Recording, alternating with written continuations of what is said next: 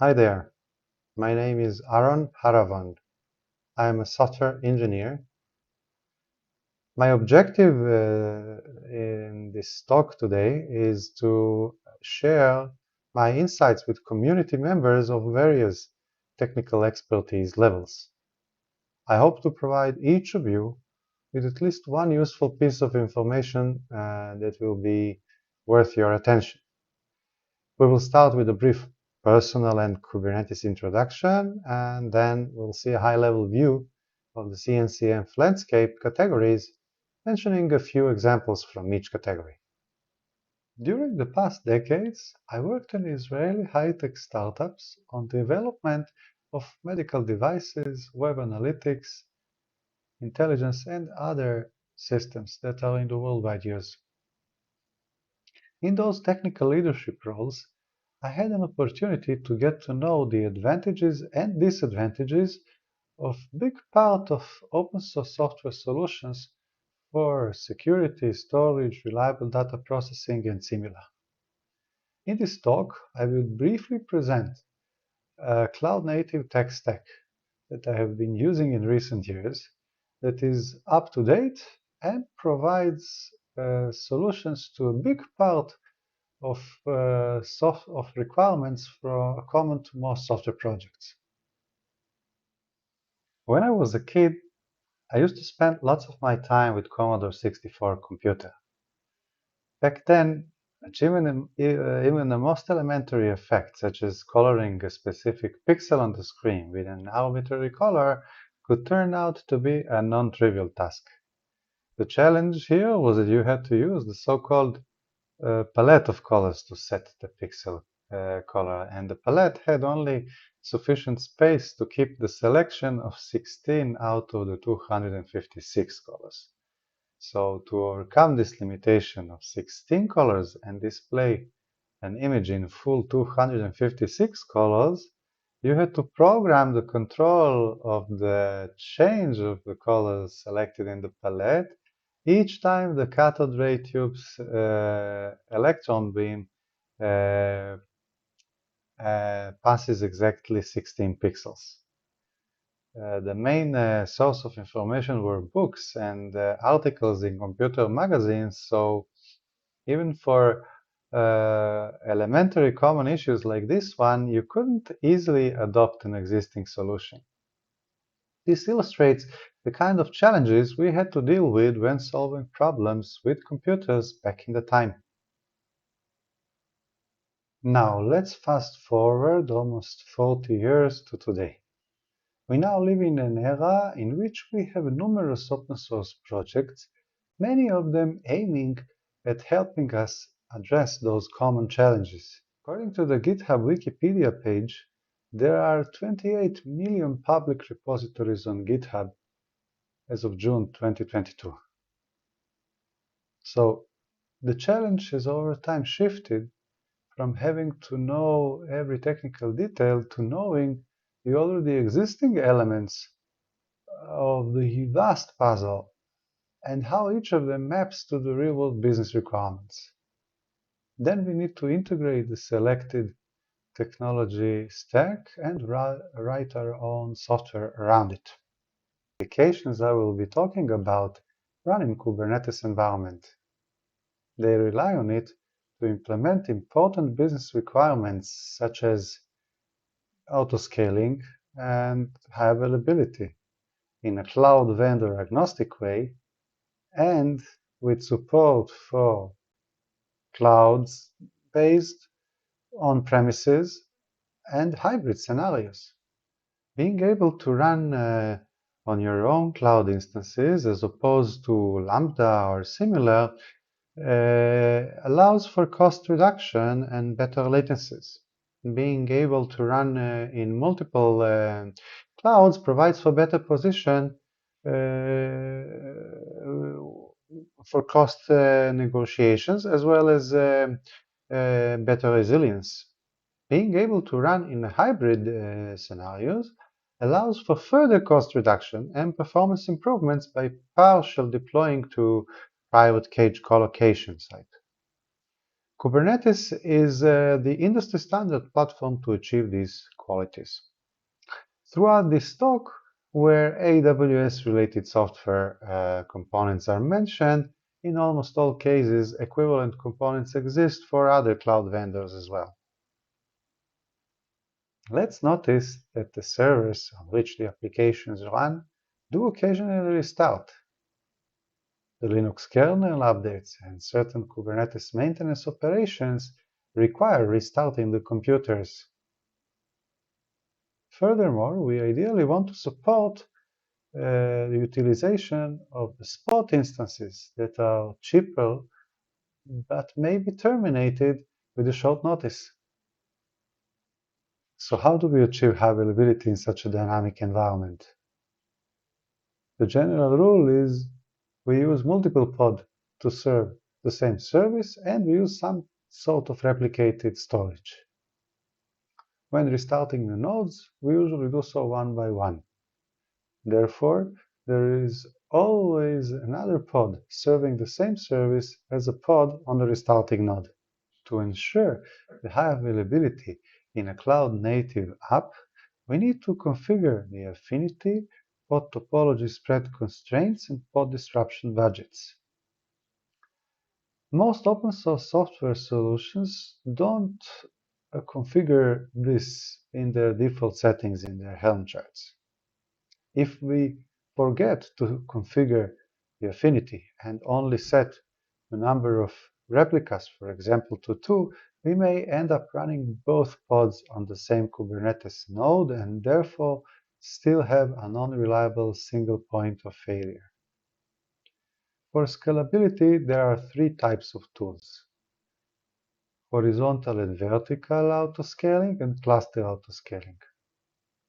Horizontal pod autoscaling is changing the number of Kubernetes application replicas according to the current load. Cluster autoscaling is provisioning a removal of Kubernetes nodes. Vertical autoscaling refers to automatic adjusting of pod CPU and memory requirements.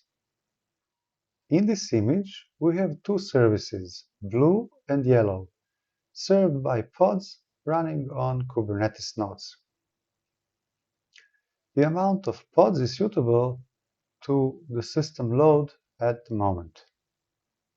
But then after a while, the processing load changes its pattern, and the number of the required pods to serve the blue service significantly grew, while the number of the required yellow pods shrank to only 2. This automated adjustment of the number of the Kubernetes application replicas is the horizontal pod autoscaling. Now, please note those pending pods without nodes to run on. Cluster autoscaling takes care of attaching and detaching Kubernetes nodes. In this way, horizontal pod autoscaling and cluster autoscaling work together to adjust the cluster side according to the current system load. Kubernetes comes with a built-in horizontal pod autoscaling functionality. It is a powerful tool, but it is a bit complex to configure, and it's under constant improvement. For example, when scaling an application down in a long-running task scenario, it makes sense to take out the 3 pods that already completed the task and not those still doing the work. Kubernetes introduced the pod deletion cost annotation so that the pod can communicate this information back to it only last year in version 1.21. KEDA is a popular companion to horizontal pod autoscaler integrated with multiple event sources and therefore simplifying the autoscaling configuration when applicable. When scaling an application, with the size of the cluster, you may want to use the cluster proportional autoscaler. It is useful for services that are impacted by the number of nodes in the Kubernetes cluster, such as Kubernetes internal DNS or observability stack services. Kubernetes has the cluster autoscaling project for the cluster autoscaling needs. It supports multiple cloud vendors, and on AWS, it works based on AWS autoscaling groups with its advantages and disadvantages. To overcome the limitations of the cluster autoscaler, one may use the open source Carpenter project to have a fine-grained control of the percentage of on-demand and spot instances in a group, and to have a nice user interface, one may use the Spot.io service. I also recommend using the Descheduler project to keep your pod topology spread constraints satisfied despite their neglection by the replica set controller when scaling down until the issue is rectified. If running in AWS, make use of AWS Node Termination Handler to gracefully and timely handle the EC2 termination notices. Running the node problem detector will help you troubleshooting the node-related problems. Before we continue our journey through the cloud-native galaxy, I'd like to notice that many related tech logos look somewhat water-related. I wonder why is that? Maybe it's because of the sea? Who knows? While Docker was previously the main Kubernetes container runtime, Kubernetes deployments are lately shifting away to CRIO and Containerd. When evaluating the CNI plugins, you should be aware that not all of them implement the network policies feature. One popular CNI plugin that does is called Calico. Flannel may be used in cases where all you need is pod connectivity in a private data center. And AWS VPC CNI is okay to use in same sense when running in AWS. The Xilium has many advanced features, such as application-level network policies based on, for example, Kafka topic name or Cassandra table. It also has network connections visualization in its Hubble UI. You can combine Calico or Cilium with Flannel or AWS VPC CNI to add their advantages without replacing the existing CNI plugin. Ingress controller decision matrix shall include the supported protocols, load balancing methods, authentication methods, traffic distribution, DDoS protection, and WAF features. Most ingress controllers are based on either Envoy, Proxy, or Nginx. If you do not have any specific requirements from the ingress controller, then the Kubernetes ingress project may be sufficient for you. The recently introduced Gateway API is kind of next version of the ingress model, based on several newly introduced CRDs.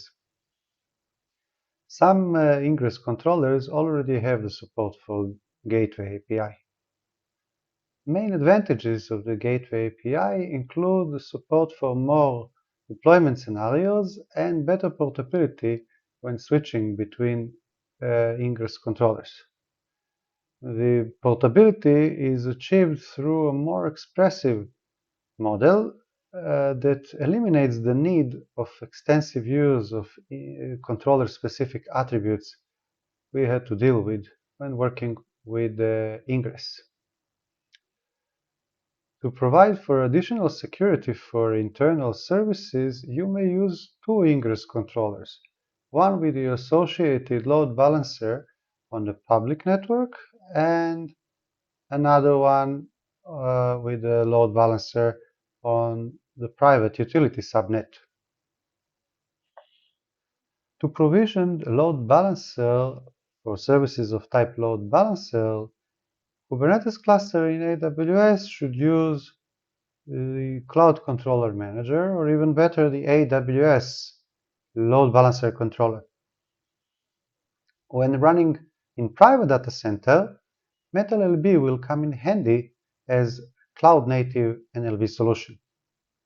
The in-tree kubedns server called kubedns used for service discovery was replaced by core DNS in most environments. COPS comes with a built-in DNS controller capable of managing AWS Route 53 based on service annotations and ingress host configurations. External DNS controller is capable of managing virtually any DNS server out there. You may want to use the AWS IAM users and roles for access to Kubernetes API. Combined with enforced MFA policy, it enables manageable and secure authentication for both AWS and Kubernetes.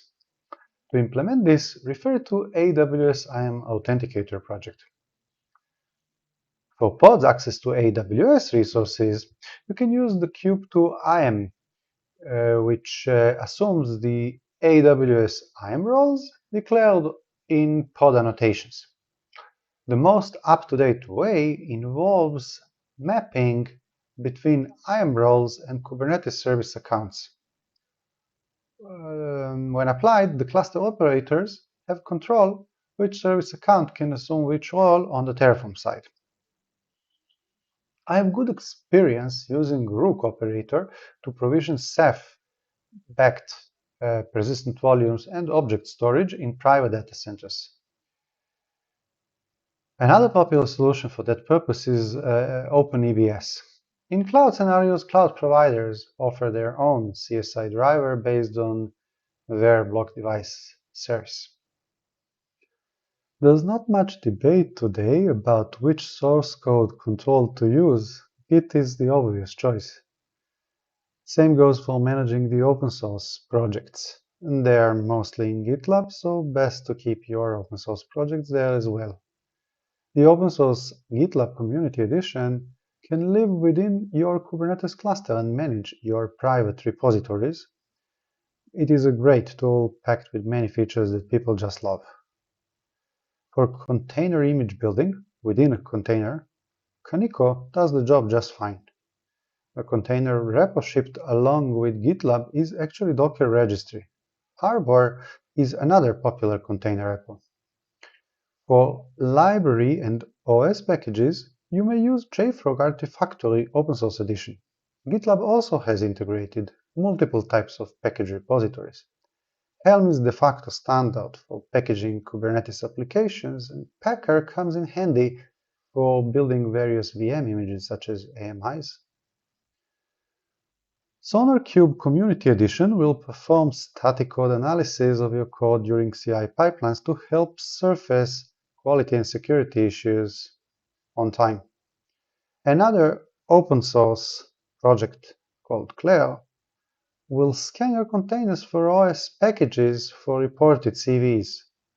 Pluto will scan installed Helm charts for use of obsolete Kubernetes APIs. This is a lifesaver tool for before Kubernetes upgrades.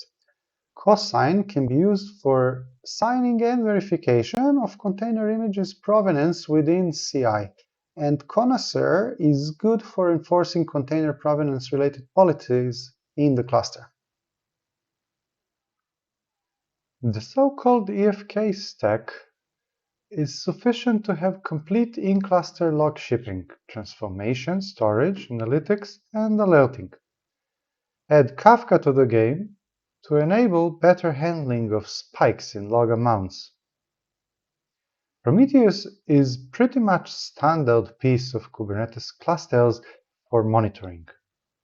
Grafana is used to create beautiful dashboards over those metrics.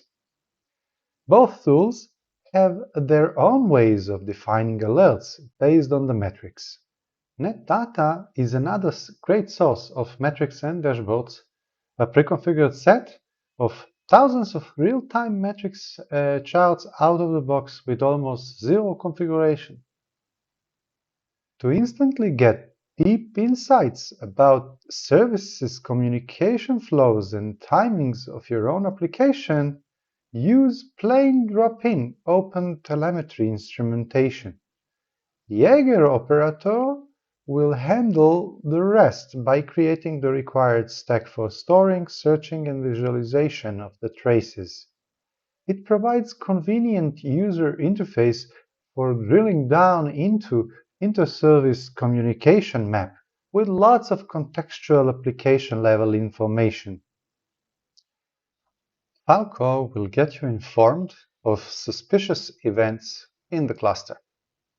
It does so by applying a set of pre-configured customizable rules for monitoring Linux syscalls, as well as audit logs of both cloud provider and the Kubernetes. So the Cert Manager is another must-have in your cluster, and it's used for simple and automated certificates management.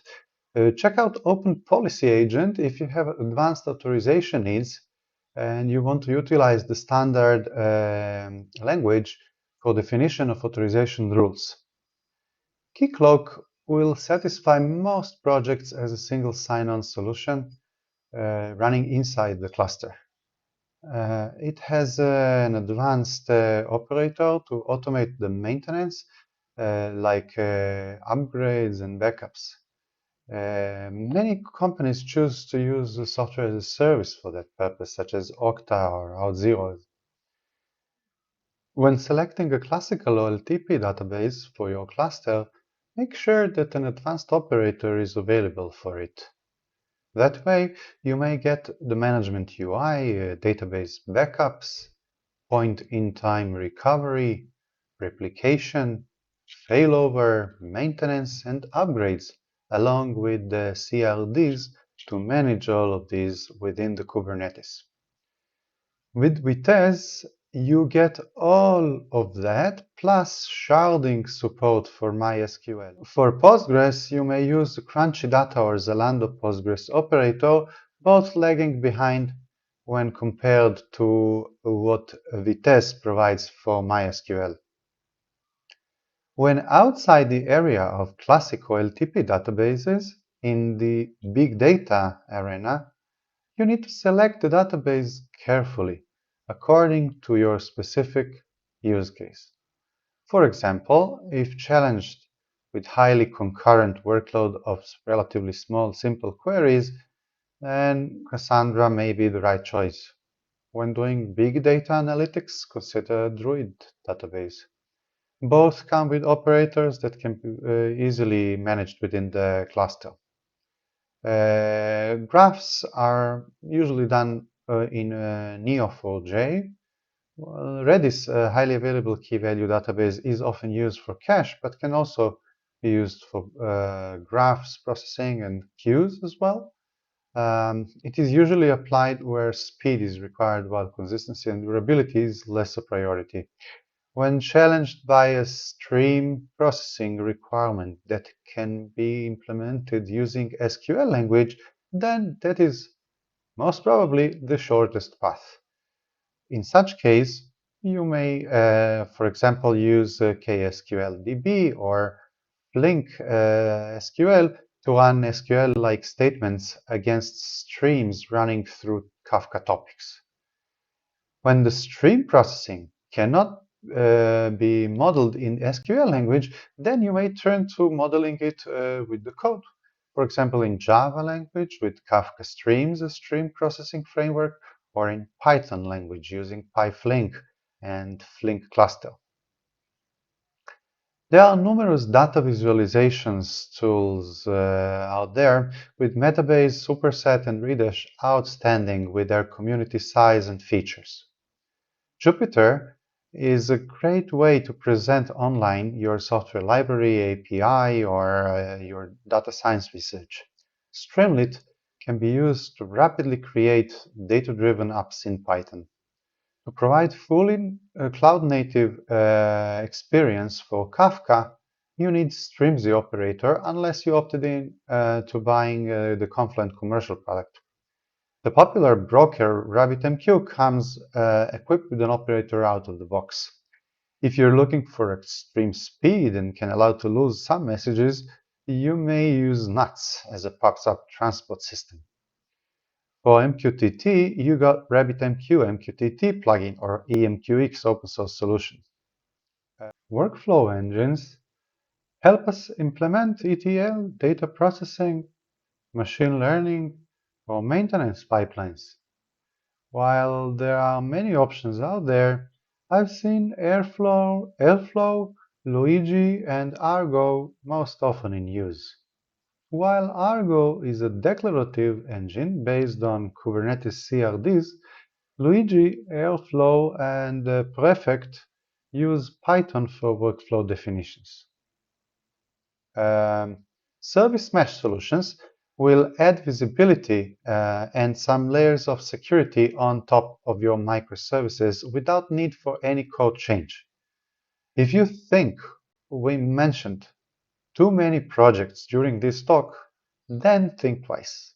This was only a small part of the ridiculously dense packed slide of the CNCF landscape shown here, with itself, where itself it is only a narrow selection from all of your available open source and commercial solutions.